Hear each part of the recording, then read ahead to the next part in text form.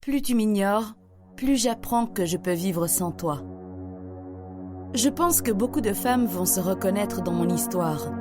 Alors, voilà comment mon conte de fées s'est transformé en histoire d'amour catastrophique. Malgré tout, j'ai appris beaucoup sur les hommes, et surtout sur moi-même. Comme beaucoup d'histoires sentimentales, la nôtre a commencé sur les chapeaux de roue. En effet, j'ai rencontré celui que je pensais être l'homme de ma vie pendant une soirée chez un ami commun. Tout de suite, on a été attirés l'un par l'autre.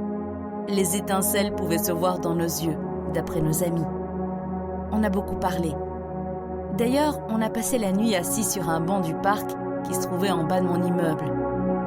On a discuté de nos histoires passées, de nos blessures, de nos rêves et de nos objectifs. Alors, on a compris qu'on avait à peu près un parcours similaire et que nos buts pour l'avenir étaient compatibles. J'étais aux anges. J'avais enfin rencontré quelqu'un qui me comprenait et qui avait la même vision de la vie que moi. On a passé les semaines suivantes à enchaîner les rendez-vous galants. Il me traitait comme une reine. Je me disais que j'avais eu raison de ne pas désespérer. J'avais eu raison de continuer à croire au prince charmant. Bref, cet homme m'a vendu du rêve. Il m'a fait croire qu'il était amoureux de moi et qu'on avait un futur brillant devant nous. J'ai cru à tous ces mots. Je lui ai fait confiance les yeux fermés. Après tout, mon instinct me disait que cet homme était le bon. Puis, un changement brusque de personnalité s'est produit. Du moins, c'est comme ça que j'ai expliqué sa nouvelle attitude. En effet, je refusais d'admettre que j'avais été dupée. Je ne voulais pas avouer qu'il m'avait menti pendant tout ce temps et que sa personnalité n'avait pas changé.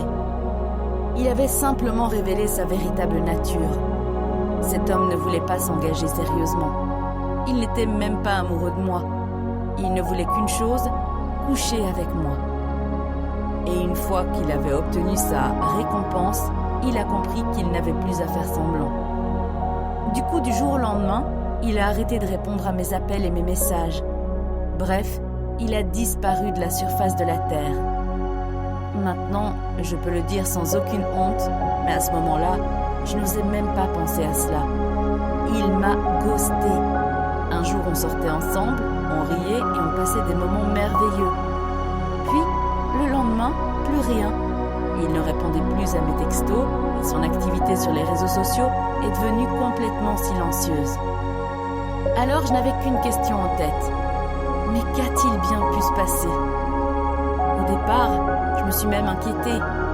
En effet, ce comportement ne lui correspondait pas du tout. Donc, j'étais confuse par tout ce qu'il se passait. Après tout, je connaissais parfaitement bien cet homme. J'avais l'impression qu'il était le seul à vraiment me connaître, le seul avec qui je pouvais parler de tous mes démons. Honnêtement, je pensais même qu'on était bien plus que des partenaires amoureux. Pour moi, on était également des amis. Et je croyais fermement qu'il faisait partie du groupe très fermé des hommes bien. Puis, j'ai dû me rendre à l'évidence. J'avais été manipulée, bernée. Cet homme ne s'intéressait pas vraiment à moi. J'ai décidé que c'était lui le perdant dans toute cette histoire. Et le pire dans toute cette histoire, ce n'est pas qu'on ait arrêté de sortir ensemble aussi brutalement. Le pire était le fait qu'il ait totalement arrêté de communiquer avec moi. Comme je l'ai déjà dit, je pensais vraiment que nous étions des amis et des amants. Donc, dans mon esprit, son attitude ne faisait aucun sens. Alors, j'ai continué encore et encore à essayer d'entrer en contact avec lui. Mais clairement, il m'ignorait. Et honnêtement, ce comportement a été la plus grande baffe de ma vie. Jamais personne ne s'était conduit de cette façon avec moi. Jamais personne n'avait fait preuve d'autant d'irrespect. Pendant longtemps, j'ai pris son comportement très personnellement. En effet, je suis restée assise chez moi pendant des journées à pleurer en mangeant un gros pot de glace. Je me demandais ce que j'avais fait de travers. Mais je ne me posais pas de questions sur ce que j'avais fait de travers avec lui, car je savais parfaitement que je n'étais coupable de rien. Après tout, ce n'était pas ma faute s'il avait soudainement perdu tout intérêt. Alors, j'ai fini par rassembler mon courage et sortir de chez moi. Chaque jour, je me répétais « Ce n'est pas ta faute. Ce qui s'est passé est bien dommage, mais c'est lui le perdant dans cette histoire. Après tout, tu es une femme géniale. » J'ai coupé tout contact. Puis d'un coup, ça a été comme un électrochoc. Qui veut d'un petit ami qui se comporte de cette façon? Qui veut un homme qui te tend la main, puis la retire à sa guise? Je ne voulais pas sortir avec quelqu'un qui me traitait comme une option. Hé, je suis un premier choix. Je refuse de me rabaisser à ce genre de relation amoureuse malsaine. En réalité, je veux un homme qui me traite avec du respect, car je mérite le meilleur des partenaires. Alors, j'ai décidé d'agir. Après un certain temps, j'ai enfin réussi à récupérer ma dignité. Donc, j'ai arrêté de lui demander des explications. J'ai arrêté de lui envoyer des messages. Au lieu de lui écrire, j'ai choisi de bloquer son numéro de téléphone et j'ai effacé tous nos liens sur les réseaux sociaux. Je refusais de continuer à gaspiller mon temps avec quelqu'un qui ne me méritait clairement pas. Puis, j'ai commencé à me concentrer sur moi. Tout le temps et toute l'énergie que je consacrais à cet homme, notre relation amoureuse et nos messages ont été dirigés vers quelque chose de plus productif. J'ai travaillé sur mon développement personnel et sur mon propre bien-être. J'ai voyagé et découvert de nombreux lieux magiques, et j'ai appris à me respecter et à m'aimer. Cela n'a pas été facile, car j'avais du mal à avoir de nouveau confiance en moi, mais je me suis battue. Honnêtement, je ne me suis jamais sentie aussi bien. Finalement, j'étais reconnaissante. Je sais que ça va paraître bizarre, mais je ressentais beaucoup de gratitude. Plus le temps passait, plus je me disais que j'étais reconnaissante d'avoir évité les disputes. Après tout, qui a envie d'une confrontation qui le pousse à se sentir mal? Personne ne veut douter de soi ou de ses choix de vie. Bien entendu, j'aimerais savoir pourquoi il a disparu tout d'un coup.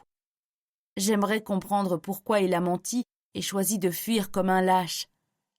Mais finalement, est-ce que c'est vraiment important? Ce qui est fait est fait. Je ne peux pas retourner en arrière et changer le passé. Alors, il vaut mieux que j'accepte ce qui s'est passé. Donc, j'ai décidé d'accepter le fait que j'étais célibataire. Tout d'un coup, un sentiment de bien-être m'a envahi. En effet, je me sentais apaisée car je ne passais plus mon temps à attendre de ses nouvelles. Je ne stressais plus à l'idée de savoir s'il allait revenir et comprendre qu'il avait fait une erreur. Je me suis ouverte à de nouvelles opportunités où l'amour pourrait fleurir. En effet, j'ai commencé à sortir à nouveau. Et surtout, j'ai arrêté de le considérer comme une option. Alors, j'ai décidé de complètement tirer un trait sur lui. Ainsi, même s'il revient un jour et me supplie de lui pardonner, je refuserai. Il a raté sa chance et c'est complètement sa faute. Pour ma part, j'ai décidé de ne plus jamais vivre dans le passé. J'ai choisi de le laisser dans le passé. Je ne sais toujours pas pourquoi il a disparu de cette façon, ou s'il pense à moi de temps en temps, et honnêtement, je ne me soucie même plus de ça. Il n'était pas digne de moi, il ne méritait pas mon amour. Car, s'il avait été un homme digne de ce nom, il serait encore présent à mes côtés. Voilà la seule chose que je dois garder à l'esprit. Un homme amoureux ne fuit pas. Un homme qui te respecte ne te ment pas. J'ai dû apprendre à réévaluer mes priorités. Dorénavant, je suis en haut de la liste des choses importantes pour moi. D'un côté, je suis reconnaissante pour cette expérience, car grâce à lui, j'ai appris ce que je voulais vraiment. Et maintenant, je sais comment distinguer les intentions des hommes. Alors merci. Merci parce que, en m'ignorant, tu m'as appris que je n'avais absolument pas besoin de toi pour être heureuse.